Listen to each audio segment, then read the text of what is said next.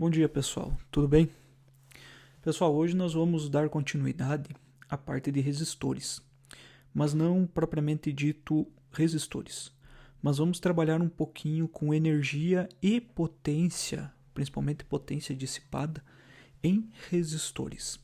De início, precisamos dar uma revisada no que é energia e potência. Vocês vão ver que o assunto ele é mais curtinho. Na verdade, a videoaula de hoje ela é mais uma revisão de conceitos aplicado à parte de resistores. Bem, então como eu falei para vocês que trata-se na verdade mais de uma videoaula em termos de revisão de alguns conceitos, nós vimos umas duas videoaulas atrás o que era o conceito de potência e energia elétrica. Então novamente eu estou trazendo aqui o slide para vocês darem uma lida, que a potência é a grandeza física que indica a rapidez com que determinado trabalho é realizado. Lembrando-se que nesse caso, o trabalho que nós nos referimos aqui é a energia elétrica nesse caso. O que nós vimos na outra aula? Que inclusive a potência, ela é, de acordo com o Sistema Internacional de Unidades, ela é medida em joule por segundo. E esse joule por segundo ele recebe o nome de watt. Então toda potência é medida em watts. Então para a maioria, como eu coloquei aqui, dos equipamentos elétricos, a quantidade de energia correspondente a 1 joule é muito pequena. Por essa razão, as companhias elétricas medem a quantidade de energia elétrica consumida em kWh. Então assim, pessoal, no livro de vocês, onde que vocês podem encontrar essa parte de energia e potência, principalmente quando se trata das unidades de medida. No livro de vocês, na parte 1, ela está na página 130. Bem, então o que acontece? Nós vimos naqueles conceitos de que a potência, deixa eu pegar aqui, de que a potência ela é a diferença de potencial vezes a corrente. Então é isso aqui que nós vimos. Inclusive isso é potência para qualquer equipamento, inclusive, gente, para resistores. Bem, daqui o que nós tínhamos? De que a potência ela é medida em watts, a unidade de medida ela é o watt. Tá? A diferença de potencial ou a tensão ela tem que ser medida em volts. E a corrente elétrica, ela tem que ser sempre medida em amperes. Então, isso daqui, inclusive, vocês têm no livro de vocês. Então, é interessante que vocês revejam bem isso daqui lá na página 130. Por que eu estou falando isso? Toda vez que vocês verem a potência medida em watts, vocês têm que sempre lembrar diferença de potencial em volts e corrente elétrica em amperes. Se a corrente, vamos imaginar assim, esteja em miliampere, se a corrente estiver em miliampere ou microampere, uns submúltiplos do ampere, vocês têm que lembrar que vocês têm que converter isso para amperes. Então, cuidado com as unidades de medida, pessoal. Infelizmente, questões de eletrodinâmica acabam tendo problema principalmente nas unidades de medidas. O que acontece? Como eu mostrei para vocês ali no slide, de que as companhias elétricas, pelo watt, pela unidade de potência, digamos assim, o watt ser uma unidade de potência baixa, quando se trabalha com energia elétrica, as companhias de energia elétrica, elas trabalham com unidade de medida o quilowatt. Tá? Bem, o que seria o quilowatt? Lembrem-se que o termo quilo, isso daqui eu mostrei para vocês, ele corresponde a uma quantidade, que é 1000. Então, toda vez que eu tenho 1 quilowatt, eu estou me referindo a 1000 watts.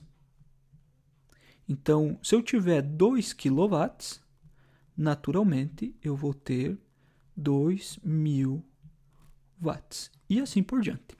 Então, toda vez que nós temos o termo quilo, ele está expressando uma quantia de 1000 com relação àquela grandeza física. Bem, para a potência, nós temos a formulazinha do π, que é essa daqui. Eles perguntam, por que do π? Porque eu posso reescrever ela dessa forma aqui, ó, que não muda nada. Eu só mudei a ordem dos fatores ali. Nesse caso, quando se trata de potência, formulazinha do π. Mas quando se trata de energia, a energia elétrica, inclusive essa que a gente recebe nas tomadas de casa, ela é determinada pela potência vezes a variação de tempo. Inclusive, isso daqui também está lá no livro de vocês. Então, quando eu quero saber quanto que um aparelho elétrico ele consome de energia elétrica, para mim saber quanto que um aparelho está consumindo de energia, eu tenho que ter naturalmente a potência desse aparelho. Eu tenho que saber qual é a potência desse aparelho. E naturalmente multiplicar pelo tempo em que ele fica ligado, que ele permanece ligado. Aquele intervalo de tempo que ele permanece ligado. Bem, nesse caso, se nós formos verificar pelo Sistema Internacional de Unidades, a energia elétrica ela se daria em joules, que nós já vimos isso, a unidade de medida em joules, a potência em watts, tá? E o tempo em segundo. Então, naturalmente, para que eu tenha a energia elétrica medida em joules, a potência tem que ser medida em watts e o tempo ele tem que ser medido em segundos. Como eu falei para vocês que o watt é uma quantidade de potência baixa, e naturalmente o joule também seria uma quantidade de energia baixa, as companhias elétricas elas utilizam o quilowatt. Bem, por que o quilowatt? Então seria no caso, para determinação da energia elétrica, é o quilowatt-hora. O que quer dizer esse quilowatt-hora em termos de energia? Significa que a potência do aparelho ele tem que ser expresso em quilowatt e o tempo, a unidade de medida de tempo, tem que ser expresso em horas. Então, é dessa forma que funciona e é assim que, vamos supor, no nosso caso, a Celesc, ela faz a medição de energia elétrica nas nossas residências. Então, ela mede a quantidade de energia em quilowatt-hora que você gasta no mês e, a partir daqui, ela faz o cálculo do quanto os pais de vocês têm que fazer o pagamento no final do mês. Naturalmente que vocês não pagam só energia. Se vocês forem lá e pegarem a fatura de luz de vocês, vocês vão ver que além da energia consumida, dessa energia aqui que vocês consomem, tá? Vocês ainda têm imposto. Então vocês têm COSIP, naturalmente que o ICMS é repassado para os consumidores, tá? Então isso e outras taxas, vamos supor assim, se tiver alguma outra taxinha que o município cobre, também vai estar ali expresso. Mas a Celesc, ela é uma companhia de energia elétrica que cobra a energia consumida por meio do quilowatt-hora. Como que vocês trabalhariam dessa forma para calcular a energia de um aparelho? Eu vou puxar um aparelho aqui, uma etiqueta de um aparelho, só para nós termos uma ideia. Então aqui, pessoal, eu tenho uma etiqueta que é de uma fonte de computador. O que nós estamos vendo? Nós temos alguns valores aqui e é interessante a gente mostrar. O que nós temos aqui de início, ó, AC input, o que seria? Seria a corrente alternada que entra nessa fonte. Então, nós temos a tensão, nós temos a frequência e a corrente. Bem, essa fonte, que ela fica lá dentro do computador, então quando queima a fonte eles trocam só ela. Então ela tem naturalmente uma potência dependendo do que ela manda. Então, se tiver uma saída de 3.3 volts até 5 volts, ela vai ter uma potência de 150 volts. Se for de 12 volts a 12 volts V2 aqui, como tem aqui, em torno de 360 a 30 ampere. Então, isso daqui daria um total de 377 watts. No total, da fonte, de acordo com as ligações que é feita lá no computador, e isso não vem ao caso, mas essa fonte ela teria uma potência total de 400 watts. Essa é a potência total da nossa fonte, da fonte desse computador. Então essa aqui seria a potência total. Agora vocês imaginem se essa fonte ela ficasse ligada, sei lá, vamos imaginar em torno de 3 horas por dia. Se essa fonte ficasse ligada 3 horas por dia durante um mês, quanto ela gastaria de energia? Se aquela fonte, então, onde ela tem uma potência de 400 watts, que ela funcione, que ela esteja funcionando, então, esteja funcionando no seu valor máximo. Se ela ficar ligada por um tempo de 3 horas por dia, isso daqui por dia, então, num período de 30 dias, naturalmente, ela ficaria ligado quanto? Ela ficaria ligada, então, 90 horas. Se ela ficasse ligada, então, durante 90 horas, quanto você gastaria de energia somente na fonte do computador? Bem, eu mostrei para vocês anteriormente que a energia elétrica ela é a potência vezes a variação de tempo, ou seja, o intervalo de tempo com o qual ela fica ligada. Então, nesse caso, eu teria que a energia elétrica consumida por essa fonte seria essa quantidade de watts. Nós temos que converter isso daqui para quilowatts, porque nós estamos levando em consideração a energia que chega até a sua casa. E a Celesc ela vai medir em quilowatt. Então, eu tenho que converter isso daqui para quilowatt. Então, isso daqui vai nos dar 0,4 kW. Então, eu teria 0,4 kW, vou colocar aqui kW, vezes 90 horas.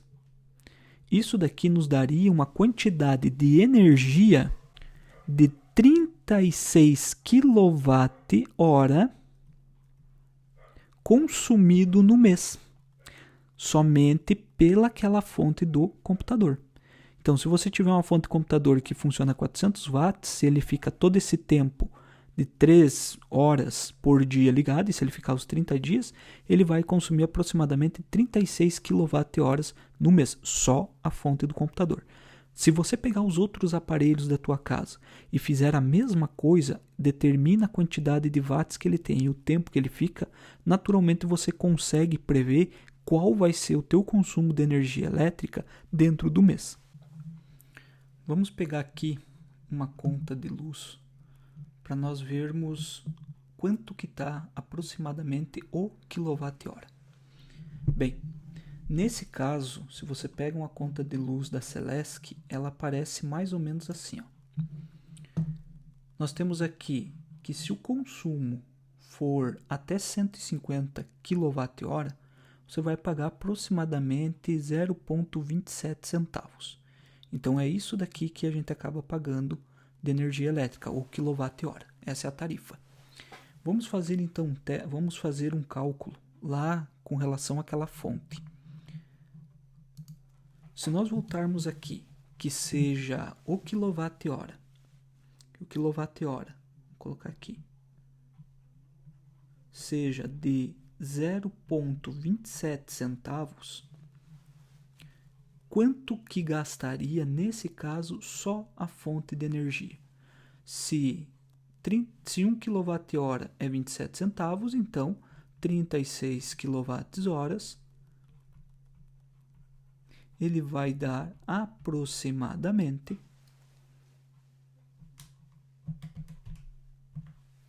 R$ 9,72. Então, isso daqui daria R$ 9,72, caso essa fonte ficasse trabalhando durante os 30 dias, 3 horas por dia. Daí você pode dizer, nossa, mas é pouco. Bem, pouco modo de dizer, porque ele vai ficar durante 30 dias trabalhando por 3 horas por dia. Talvez na conta de luz não influencie muito, mas agora você imagine o seguinte: se uma fonte de computador ele tem 400 watts de potência, tá? São 400 watts de potência. Você tem um chuveiro em casa que ele funciona de 5.000 até uns 7.200 watts de potência. Se você pega um aparelho que você tenha um chuveiro, ou vamos pegar aqui também uma torneira elétrica. Se você tiver uma torneira elétrica em casa, forno elétrico, vamos pegar uma fritadeira elétrica,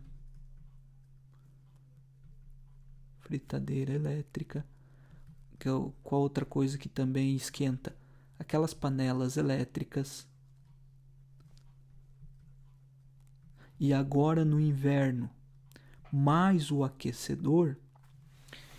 Pense o seguinte: tudo que esquenta, ele tem uma potência extremamente alta, se nós pararmos para pensar. É de 3.000, 2.000 watts para cima, não baixa disso. Então, se você tiver um aparelho que esquenta, que necessita de energia elétrica para esquentar, até o secador de cabelo, ele vai consumir uma quantidade de energia muito grande. Aí pense essa quantidade de energia que é consumida em kWh refletida na sua conta de luz. Pode dar um valor bem alto devido aos aparelhos que estão ligados e dependendo do tempo que eles ficam ligados. Então, a parte importante de se entender potência elétrica e energia elétrica, você saber o quanto você está gastando de energia elétrica. Esse é o foco. Então, é muito importante saber esses dois conceitos, inclusive para você ter uma ideia de sustentabilidade.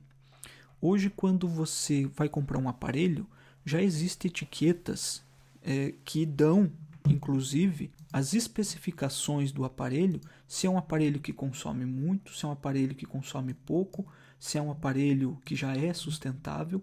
Então, são etiquetas como essa aqui que hoje são empregadas tanto em aparelhos eletrônicos e eletrodomésticos, como em outros aparelhos que funcionam tanto com energia elétrica como com qualquer outro tipo de energia. Até pneu, gente, está vindo agora com esse tipo de etiqueta. Como vocês estão vendo aqui, ó, ele traz é sobre o que energia, né? É do que se refere essa etiqueta. Então é com relação à energia elétrica. Ela é de um refrigerador, ele traz a marca, o modelo e a tensão com a qual esse refrigerador opera. Aí ele traz algumas classificações, dizendo se esse refrigerador ele é mais eficiente ou se ele é menos eficiente. Então, dependendo da letra que traz impresso aqui do ladinho, ele está te dizendo se realmente é eficiente. O que é eficiência? É fazer o trabalho gastando menos energia. Então, é isso que corresponde a um aparelho ser mais eficiente. Ter um consumo de energia mais baixo. Aqui, então, ele está indicando que esse refrigerador é um refrigerador que é eficiente. Ele se encontra numa faixa de mais eficiência. Por quê? Porque mesmo ele, olhe bem, ó, ele já te dá o consumo de energia.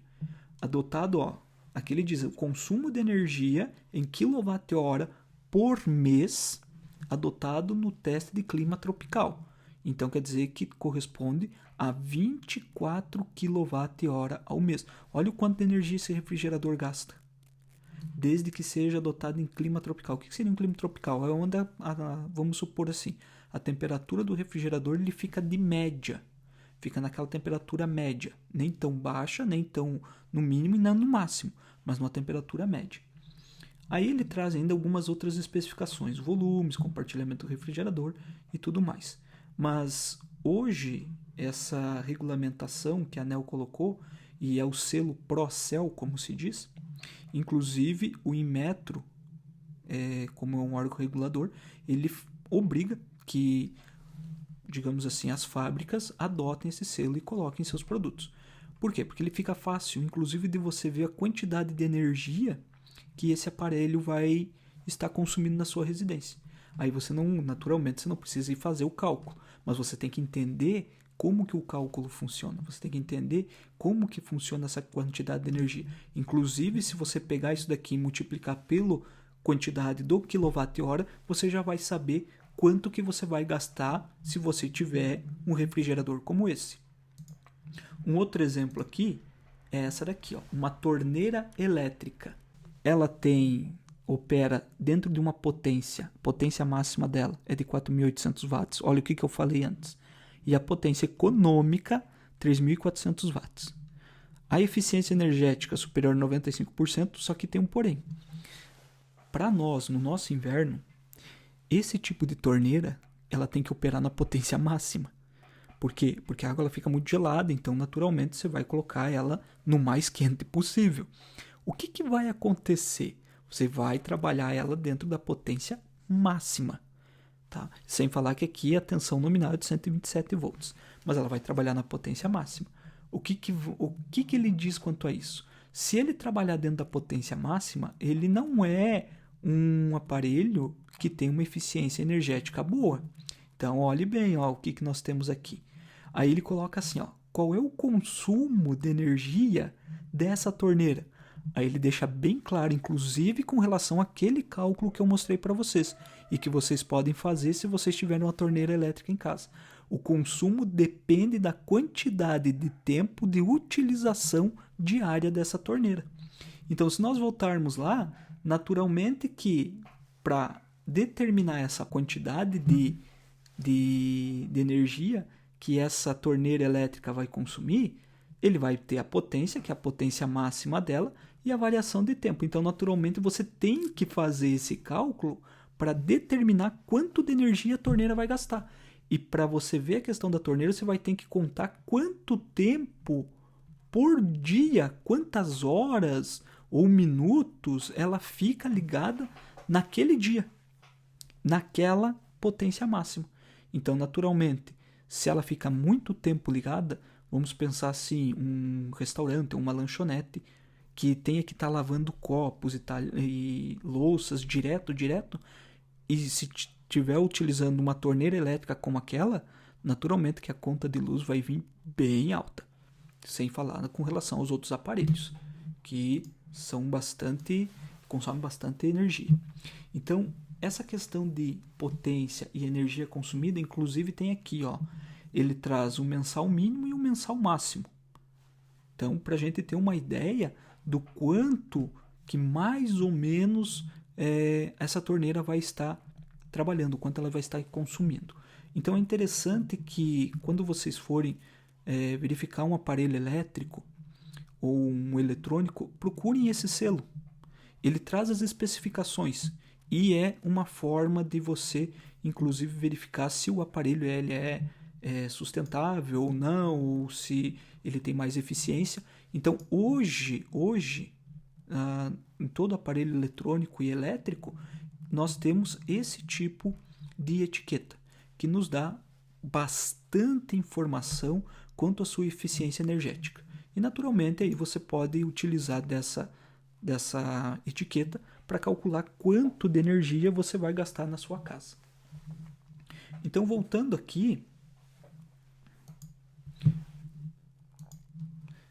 que nós vimos a questão daquela fonte, que gastaria mais ou menos R$ 9,72, é interessante que, se vocês puderem fazer isso em casa, pegar um aparelho, ver mais ou menos quanto que vocês gastam, é bem legal de você fazer isso. Claro, dá trabalho, você vai ter que fazer o cálculo, mas é uma forma, inclusive, de você começar a determinar quanto de energia você gasta em casa e fazer uma comparação. Ou vamos supor, está vindo uma quantidade de energia muito alta, o que está acontecendo? Significa que alguma coisa está ficando ligado por muito mais tempo do que deveria. E assim, quem tem ar-condicionado em casa gasta muito mais, pessoal. Então, a parte de energia elétrica e potência elétrica, ela é essencial para se entender o consumo de energia elétrica dentro das residências. E além dele ser essencial para entender esse consumo, a questão de potência e energia elétrica nos resistores é, na verdade, consumo de energia. Então, quando nós trabalhamos com resistores, dentro da associação de resistores, com a primeira e a segunda lei de Ohm, nós temos que entender que esses resistores eles vão consumir energia. Então, nós temos que saber como trabalhar para determinar essa energia consumida no resistor e qual é a potência também desses resistores. Então, por isso que eu quis fazer essa aula de revisão e chamar a atenção para vocês com relação à questão de energia elétrica e potência. Por quê? Porque nas próximas aulas que nós vamos ver geradores e receptores. E eles trabalham bastante com a questão de energia e potência elétrica. E aqui então, só para a gente fazer, lembrando que dentro das associações de resistores vocês têm que achar o resistor equivalente. Então, para a gente imaginar não, mas por que a gente tem que achar o resistor equivalente? Para que nós possamos saber qual é a resistência total da associação e então determinar a potência e energia elétrica que é consumida dentro daquela associação. Então, essa é a importância de você entender como determinar um resistor equivalente dentro de uma associação em série ou dentro de uma associação em paralelo, para que após você achar essa resistência equivalente, você consiga determinar inclusive a potência que essa corresponde a essa associação e quanto de energia ela vai consumir. Então cuidem bastante com isso, revisem, voltem no livro, olhem a parte de potência e energia elétrica que vocês vão encontrar página 129 e página 130. Então dê uma olhada, revisem novamente, para que vocês consigam associar essa parte de energia e potência tanto com resistores como com os próximos assuntos que nós vamos estar vendo. A nossa videoaula vai ficando por aqui. Dúvidas, vocês já sabem como que devem proceder. Mandem uma mensagem pelo WhatsApp. Qualquer coisa, nós podemos fazer uma videoconferência.